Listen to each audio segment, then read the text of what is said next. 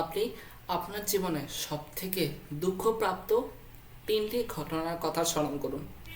স্মরণ করুন। হুম। ১, ২, আরেকটা ৩। ঠিক আছে, সুন্দর। এখন আপনি স্মরণ করুন আপনার জীবনের সবথেকে খুশির ৩টি মুহূর্ত। হুম। হ্যাঁ, একটা পেলেন, এই দুটো, এই ৩টা। কিন্তু আপনি যদি লক্ষ্য করে দেখেন যে আমাদের মস্তিষ্ক এমনভাবে বানানো যে এগুলো দুঃখের কাহিনী আগে মনে করতে পারে সুখের কাহিনীর চেয়ে। কিন্তু এখানেই আমাদের সবথেকে বড় শিক্ষা যে দুঃখ ও সুখ এই দুটো মিলেই জীবন গঠিত। আপনি নিজেই এর চাক্ষুষ প্রমাণ দেখলেন। সম্মানিত শ্রোতাবৃন্দ, আমার জন্য আজ নির্ধারিত বিষয়টি হলো সুখ ও দুঃখ মিলেই জীবন। মানুষের জীবন সেই ছোট্ট মাংসপিণ্ড হতে শুরু হয়ে একদম বৃদ্ধ বয়সে যে শেষ হয়, এটা স্বাভাবিক। কিছু কিছু মৃত্যু হয়ে যায় আগে আগে, সেটার কথা আমি বলছি না। এই স্বাভাবিক মৃত্যুর ক্ষেত্রে আমরা আমাদের জীবনে অনেক কিছু দেখি, অনেক কিছুর মোকাবিলা করি। আমাদের জীবনে আমরা দেখে থাকি কারো কারো চড়াই উতরাই, নিজেদের জীবনে পার হয়ে অনেক সমস্যা, অনেক বাধা বিপত্তি। আপনারা তো এটা শুনেই থেকেছেন যে প্রত্যেক আলোর পিছনে রয়েছে অন্ধকার, অর্থাৎ অন্ধকার ছাড়া যেমন আলো হতো না, ঠিক তেমনি দুঃখ ছাড়া সুখের অনুভূতি বোঝা যেত না।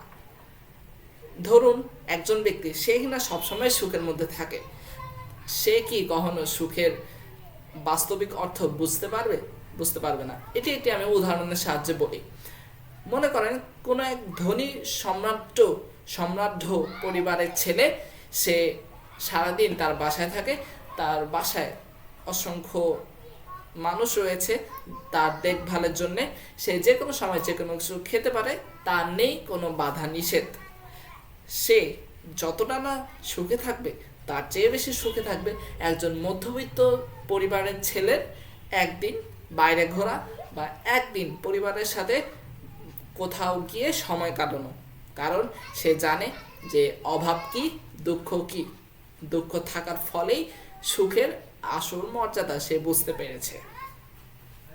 আমাদের মস্তিষ্ক তো এমনভাবেই তৈরি করা যে এটা সুখ খুঁজে, সাময়িক সুখ খুঁজে। তবে আমাদেরকে মাঝে মাঝে সাময়িক সুখকে বন্ধ করে দিতে হয় পরবর্তী জীবনে আসল সুখ অর্জনের জন্য, না হলে পরবর্তীতে আমাদের কপালে দুঃখই জুটবে। দুঃখ ও সুখ এ দুটো একে অপরের পরিপূরক। যেমনটা আমি বলছিলাম, দুঃখ ছাড়া সুখ আসে না। যেমন ঠিক ব্যর্থতা ছাড়া সফলতা আসে না। ব্যর্থতা হওয়ার পরেই একজন মানুষ সফল হয়। এর উৎকৃষ্ট উদাহরণ আপনি নিজেই। আপনার জীবনে আপনি পিছনে ফিরে তাকিয়ে দেখতে পাবেন যে হাজারো স্মৃতি ঘেরা আপনার জীবন। এই জীবনে রয়েছে যেমন সুখ, ঠিক তেমনি রয়েছে দুঃখ। দুঃখ নেই এমন মানুষ খুঁজে পাওয়া দুষ্কর, আসলেই দুষ্কর। মহানবী সাল্লাল্লাহু আলাইহি সাল্লামের কথা বললে, তিনি মক্কা বিজয় করেছিলেন কত পরে। ঠিক এই মক্কা বিজয়ের আগ মুহূর্ত পর্যন্ত তার উপর গিয়েছে অনেক অত্যাচার। তিনি যখন থেকে তার নিজের মক্কা ছেড়েছেন, মদিনায় গিয়েছেন, তার আগে পরে সব জায়গায় তাকে করতে হয়েছে অনেক কষ্ট। তার এই জীবন থেকে আমরা শিখতে পারি যে দুঃখ থাকবে। দুঃখ শেষ হওয়ার পর কোনো না কোনো সময় এক সময় সুখকর মুহূর্ত আসবে। তবে সেই সুখকর মুহূর্তকে অনুভূতিতে আনানোর জন্যই দুঃখকে প্রয়োজন। তাই দুঃখ ব্যাপারটি খারাপ নয়, তবে সেই দুঃখকর সময় নিজেকে নিয়ন্ত্রণে রেখে সামনে এগিয়ে যাওয়া, এটাই হলো আসল মানসিকতার বিষয়। এই মানসিকতাকে গ্রহণ করে নিজেদের জীবনে এগিয়ে যাওয়ার আহ্বান জানিয়ে আমি আমার বক্তব্য এখানেই শেষ করছি। ধন্যবাদ সবাইকে।